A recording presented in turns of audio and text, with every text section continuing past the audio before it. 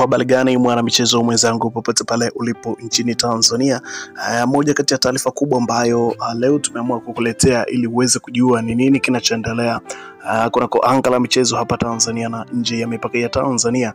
Sote tunajua kwamba kunako sakata ambalo linaendelea la Young Africans kuwalalamikia bodi ya ligi mpaka kufikia wakati ambapo Young Africans wamepeleka kesi yao huko kasi ambako wanategemea kupata hukumu katika kesi hiyo ambayo inatarajia kusikilizwa hivi karibuni.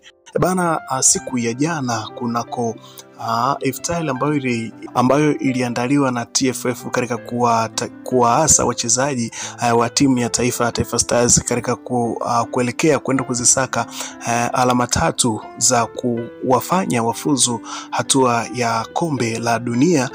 Bana, kuna kikao ambacho kilifanyika jana huko Tanga ambako kikosi hiko cha timu ya taifa kimeweka kambi. Hasa jana iftari iliweza kufanyika jana na baadhi ya viongozi wakapata nafasi ya kuzungumza. Naibu waziri mwenye dhamana ya michezo nchini Hamisi Mwijuma mwana FA amesema upo msemo unaosema mnyonge mnyongeni, lakini haki yake mpeni, lakini yeye haupendi kabisa huo msemo kwa Wallace Karia. Yeye si mnyonge na haki yake apewe. Kutoka kwenye iftari ya TFF, nimpongeze Wallace Karia kwa kazi kubwa anayoifanya kwenye mpira wa Tanzania. Kitakwimu hakuna kiongozi wa TFF aliyefanya mazuri kama nyinyi akina Karia.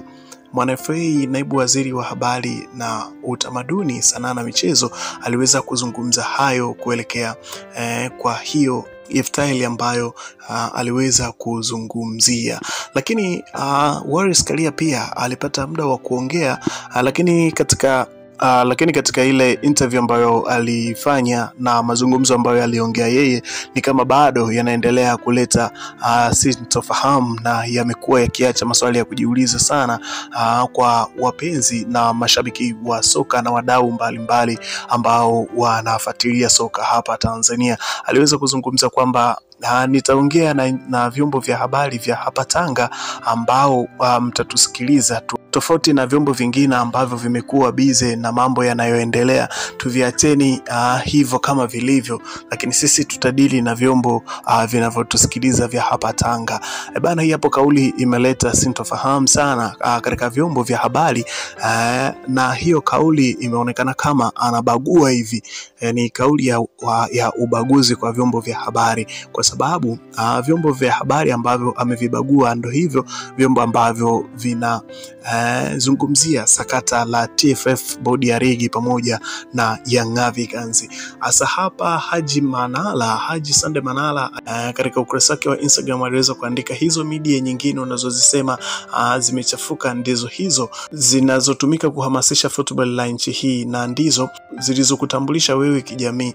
Unavyofanya ni ubaguzi wa waziwazi kwa kiongozi mkuu wa soka nchini. Kwa hili umepoteza uhalali wa kuendelea kuwa kiongozi wa TFF. Akamtagi akaendelea kwa kusema, sioni tena kama unastahili kubaki katika shirikisho. Uongozi umeleta ukanda na umedharau media nyingine za nje ya mkoa wa Tanga. Karibu na majivuno, kiburi na majivuno yamevuka mipaka sasa. Ulevi wa madaraka umekuvaa kisawasawa. Kiukweli jamaa, his to drink in power to the sober. Analeta fitina kubwa baina ya media nyingine na za kutoka katika mkoa wa Tanga. Hapo ni kama umeenda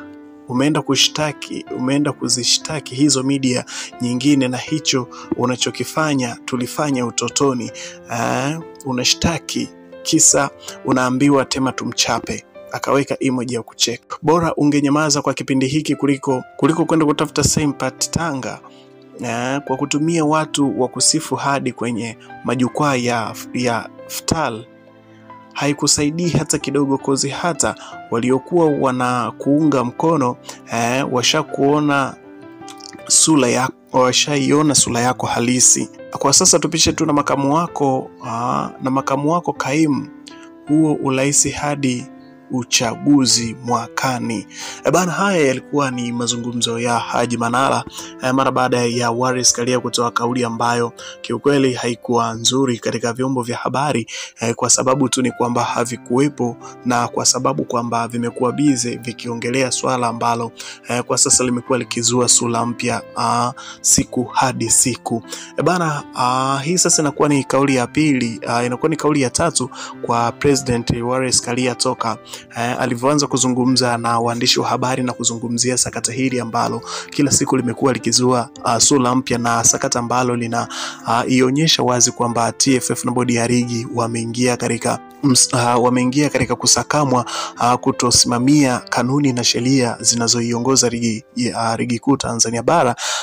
Na unaona kabisa kwamba baadhi ya maongezi ambayo yamekuwa yakitolewa na viongozi wa juu kabisa wa bodi ya ligi pamoja na TFF, unaona kabisa kwamba zimekuwa ni kauli za kichonganishi, kauli za masimango na kauli za kibaguzi kabisa. Ikumbukwe katika kauli ambazo alizitoa Wallace Karia alivyokuwa akifanya mahojiano na moja kati ya chombo cha habari, aliulizwa kuhusiana na viongozi ambao wanatakiwa wajihuzuru kwa mujibu wa barua ambayo Young Africans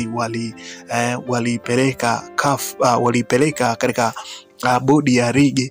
Aliweza kuzungumza kwamba wanaosema viongozi wa bodi ya ligi wajihuzuru, kwani viongozi wao wako sawa, waambie kwanza viongozi wao wajihuzuru ndipo waanze kufuatilia masuala mengine. Haya ni masuala ya kijinga na hatuwezi kuyalea masuala ya kitoto haya. Kama wameshindwa kucheza mpira basi wakacheze sinema zao huko. Hayo yalikuwa ni maneno ambayo aliweza kuyatoa katika interview ya pili ambayo aliweza kuzungumza na vyombo vya habari, ukiachana na yale maneno ya kwanza ambayo aliyafanya wakati akitoka Egypt ambako kulikuwepo na uchaguzi ambapo aliweza kuchaguliwa kuwa mjumbe wa kamati kuu ya CAF.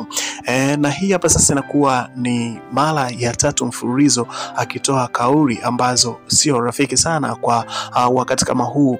Kuna moja kati ya mdau wa michezo aliweza kuzungumza kwamba kwa sasa President Wallace Karia hakustahili azungumze kitu chochote kuhusiana na hiki ambacho kinaendelea. Ilitakiwa akae kimya ili arinde shuka lake jeupe ambalo amelitengeneza ili lisiwe na doa. Inatakiwa akae kimya azungumzie vitu vingine, lakini hili jambo asiliongelee kabisa kwa sababu amekuwa ni kama anajazba. Kila kitu anachokiongea unaona kabisa anatumia hasira katika kufikisha taarifa zake kwa hadhira.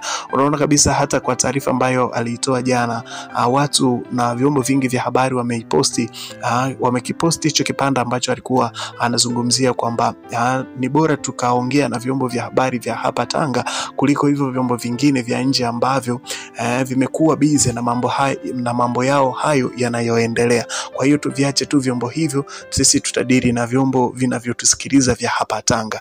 Unaona kabisa kwamba ni kauli ambazo ni za kibaguzi kwa vyombo vya habari ambavyo kila siku vinatangaza ukubwa wa soka la Tanzania na jinsi ambavyo football ya Tanzania imepaa na imepanda.